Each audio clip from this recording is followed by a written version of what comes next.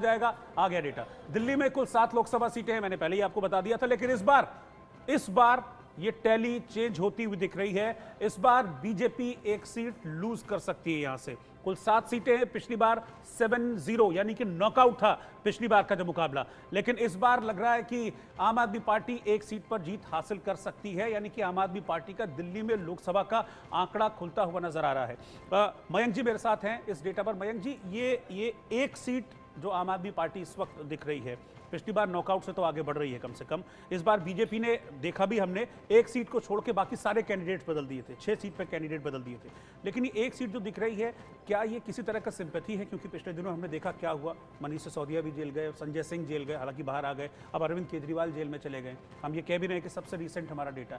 तो क्या ये वो एक सिंपैथी फैक्टर है या कुछ और आपने नोटिस किया ग्राउंड पर? इसमें 2 चीज़ मैं बताना चाहूँगा। दिल्ली का जब हम लोगों ने सर्वे किया था वो 26 जनवरी के आसपास सर्वे था, तकरीबन 10 दिन का। तो तब का जो हम लोगों का सर्वे का जो रिजल्ट था वो तकरीबन 7 सीट हम लोग बीजेपी के पक्ष में जाती हुई दिख रही थी। तब 7 सीट दिख रही थी जी। अब केजरीवाल 26 जनवरी के आसपास। जी हाँ, 26 जनवरी के आसपास। ठीक है। फिर केजरीवाल अरेस्ट के बाद फिर हम लोगों ने ट्रैकर सैंपल, जैसे हम लोगों ने पहले समझाया, ट्रैकर सैंपल मतलब होता है लेटेस्ट, बिल्कुल ताजा, जिसकी हम बात कर रहे हैं, रिसेंट जी। तो ट्रैकर सैंपल्स का जब डेटा आया उसमें फिर हम लोगों को कहीं ना कहीं सिंपैथी फैक्टर दिखा ऑन ग्राउंड केजरीवाल के पक्ष में, जिसके चलते एक सीट हम लोगों को अभी भी दिख रही है कि वो आम आदमी पार्टी के पास जा रही है। बहरहाल कांग्रेस के पास वहाँ पे एक भी सीट नहीं मिल रही है और बीजेपी को जहाँ पे 7 पिछली बार था वहाँ पे एक कम से संतोष करना पड़ेगा। बहरहाल ये सेम डेटा अगर सेम जो हम लोगों के पास डेटा ऑन ग्राउंड था वो 26 जनवरी के आसपास कुछ और था, जहाँ पे 7 की 7 सीट रिटेन करती हुई दिख रही थी बीजेपी, जो ये चेंज हो गया। ठीक है, मेरे साथ इस वक्त प्रवीण कुमार जी हैं, जो कि आम आदमी पार्टी के विधायक हैं और आम आदमी पार्टी के प्रवक्ता के तौर पर इस वक्त हमको रिप्रेजेंट भी कर रहे हैं। बाकी और मेहमान भी है। पहले मैं प्रवीण जी आपके पास आ रहा हूँ। दिल्ली में इस बार लग रहा है कि आम आदमी पार्टी का खाता खुल जाएगा लोकसभा चुनाव में। विधानसभा में आपका स्ट्रांग होल्ड है, ये हमको भी पता है, सबको दिख रहा है, लेकिन लोकसभा में अभी तक कुछ नहीं था। इस बार खाता खुल रहा है, क्या खाता खुलने का ही एक्सपेक्टेशन था या कुछ और एक्सपेक्ट कर रहे हैं? देखिए, अभी मैंने आपका सर्वे का डेटा देखा जी, और मुझे बस उसमें एक 0 की कमी लगी। आम आदमी पार्टी की इस बार जो है 10 से ज्यादा सीटें जो है इस लोकसभा में आएगी और जिस तरीके से भारतीय जनता पार्टी ने इस समय अपने पैर पे खुद ही कुल्हाड़ी मारने का काम किया है और भारतीय जनता पार्टी की उल्टी गिनती जो है वो शुरू हो चुकी है, क्योंकि उन्हें जिस तरीके के लोकप्रिय मुख्यमंत्री अरविंद केजरीवाल, जो सिर्फ दिल्ली में नहीं पूरे देश में अपने कामों के लिए जाने जाते हैं, उनको सलाखों के पीछे जो है भारतीय जनता पार्टी ने डाल दिया है। इसका बदला जो है और इसके कारण पूरे दिल्ली भर के लोगों में और पूरे केजरीवाल जी के विचार को पसंद करने वाले लोगों के मन में जो है रोष है, उनके मन में गुस्सा है और वो चाहते हैं कि अरविंद केजरीवाल जी को जिस तरीके से भारतीय जनता पार्टी ने जेल के सलाखों के पीछे डाला है, उसका बदला जो है एक तरीके से वोट की ताकत के रूप में उसका बदला निकाले। दिल्ली की जनता जो है पूरी तरीके से तैयार है इस समय और भारतीय जनता पार्टी जिस तरीके से ईडी और सीबीआई का उपयोग करके लगातार विपक्षी पार्टियों को खत्म करने की कोशिश जो है वो हो रही है और देश की जनता को ये बात समझ में आ रही है, क्योंकि देश की जनता भी चाहती है। मैं मतलब आप ये मान रहे हैं कि एक सीट जो मिल रही है, एक सीट वो क्या सिंपैथी फैक्टर की वजह से मिल रही है, काम की वजह से नहीं?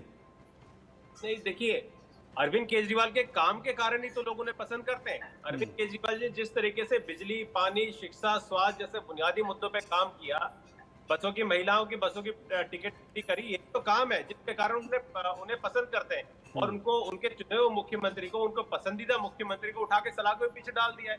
ये रोज जो है वो जनता में है और रोज जो है जनता जो है अपने चुनाव के दौरान निकालेगी।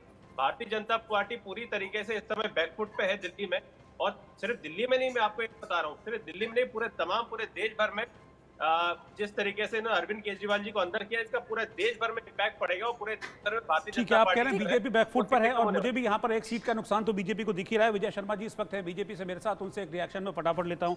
विजय जी, इस बार दिल्ली में एक सीट लूज करते हुए दिख रहे हैं, हालांकि आपने 6 सीटें बदली थी, 6 कैंडिडेट्स आपने बदल दिए, सिर्फ मनोज तिवारी को रिटेन किया गया, बाकी 6 की 6 सीट आपने कैंडिडेट बदले, लेकिन एक सीट फिर भी नुकसान में दिख रही है दिल्ली में। इस बार नॉकआउट नहीं होने वाला बीजेपी के लिए दिल्ली में। देखो, मैं अभी इसके आंकड़े नहीं देख पाया क्योंकि मैंने लेट ज्वाइन किया है। मैं आपको बता दे रहा हूँ, 7 सीटें हैं दिल्ली में, ये तो पता है आपको। 7 सीटें, 7 में से 6 बीजेपी जीत रही है, 1 आम आदमी पार्टी जीत रही है, इस ओपिनियन पोल के मुताबिक जो सर्वे किया गया सबसे बड़े सैंपल साइज के साथ। अब बोलिए। जी तो मैं ये बताना चाहता हूँ, आपने खुद ही बताया है कि 26 जनवरी के आसपास आपने कराया था। नहीं तो सर, उसमें दो 7 चीजें से बताई 7 आप मैंने। 26 जनवरी जी, के जी, आसपास सर्वे किया गया तो और उसके बाद 7 लेटेस्ट सीटें- मेथोडोलॉजी ट्रैकर सैंपल जिसको बोलते हैं, उसके बाद रीसेंट सर्वे किया वही- गया। वही- उस रीसेंट सर्वे में ये वही डेटा मैं- आया। वही मैं बताना चाहता हूँ कि 26 जनवरी के ऊपर आपने जो कराया तो उसमें 7 से 7 सीटें बीजेपी की आ रही थी। अभी आपने कराया तो आपके आंकड़े के अनुसार एक सीट हम लूज कर रहे हैं। अभी आप देखिएगा कि अभी 1 महीने से ज्यादा समय है चुनाव का। जो चुनाव नजदीक आएंगे और अभी जो ये भ्रष्टाचार का मुद्दा है और जिस तरह से ये पार्टी भ्रष्टाचार में लिप्त है और भ्रष्टाचार के इनके कारनामे डेली नए जनता के सामने आ रहे हैं, तो आप देखना कि हमारी 7 की 7 सीटें और पहले से ज्यादा बड़े मार्जिन से हम 7 की 7 सीटें जीतेंगे। ये तो 4 सीटों पे इलेक्शन लड़ रहे हैं, 3 सीटें हम कांग्रेस से भी जीतेंगे, 4 हम इनसे जीतेंगे। तो आने वाला जो समय होगा जब 25 तारीख के आसपास इलेक्शन होंगे, तो उस टाइम आप देखेंगे कि हमारा आंकड़ा जीत का जो मत प्रतिशत है वो और ज्यादा बढ़ जाएगा। ठीक है विजय जी, आपके पास हम आएंगे। नीरज मिश्रा हमारे साथ कांग्रेस प्रवक्ता जुड़ गए हैं। नीरज मिश्रा जी, आपने देख लिया सर्वे क्या कह रहा है। 6 सीटें बीजेपी और 1 सीट आम आदमी पार्टी। कांग्रेस ना 2019 में आई ना 2014 में आई और इस बार भी कांग्रेस को लेकर स्थितियां उसी तरह की डामाडोल नजर आ रही हैं। बिल्कुल, गठबंधन भी मुझे लगता है कोई काम नहीं कर पाया, कोई हेल्प नहीं कर पा रहा है कांग्रेस की। रोहित जी, मैं आपके आंकड़ों पर तो ऐसी टिप्पणी नहीं करूंगा कि वो डिस्क्रेडिट हो जाए, पर मैं ये बात जरूर कहूंगा कि मोदी जी ने जैसे अपने उद्योगपति मित्रों के एनपीए माफ कर दिए थे, वो दिल्ली में जो इनके 6 एनपीए थे, जो 6 सांसद थे जिन्होंने दिल्ली की जनता के साथ इस तरीके का अन्याय किया कि दिल्ली के अंदर जहां एक हम लोग फिस्कल डेफिसिट से बाहर निकलकर एक ऐसा मॉडल लेकर आए जिसके अंदर रेवेन्यू बढ़ता गया, लेकिन दिल्ली के सांसदों ने यहाँ की जो चुनी हुई सरकार थी उसकी ताकतों को अपने अंदर कर्टेल करने के लिए किस तरीके से सदन में वोट किया, वो दिल्ली की जनता ने देखा। और मैं आपको बता देता हूं, क्योंकि इंडिया गठबंधन में हम लोग बड़े भाई हैं और पिछली बार जब दिल्ली में चुनाव हुए तो 7 सीटों पर नंबर 2 पर जो कांग्रेस थी, आज हमारे साथ हमारे साथी जब आम आदमी पार्टी और बाकी घटक दल जुड़ जाते हैं। एक तो बड़ी मुश्किल से आम आदमी पार्टी और कांग्रेस का यहाँ पर सीट शेयरिंग हो पाई, बहुत मुश्किल से सहमति बन पाई, उसके बाद भी आप लोगों को कोई फायदा फिलहाल होता हुआ नजर नहीं आ रहा। मनोहर केसरी हमारे साथ हमारे संवाददाता जुड़ गए हैं। मनोहर, आपने यहाँ दिल्ली में खूब लोगों से बातचीत की है और ये भी समझा है अभी जब अरविंद केजरीवाल जेल गए और उससे पहले भी आप बातचीत करते नजर आते रहे हैं। क्या चल रहा है दिल्ली के लोगों के मन में?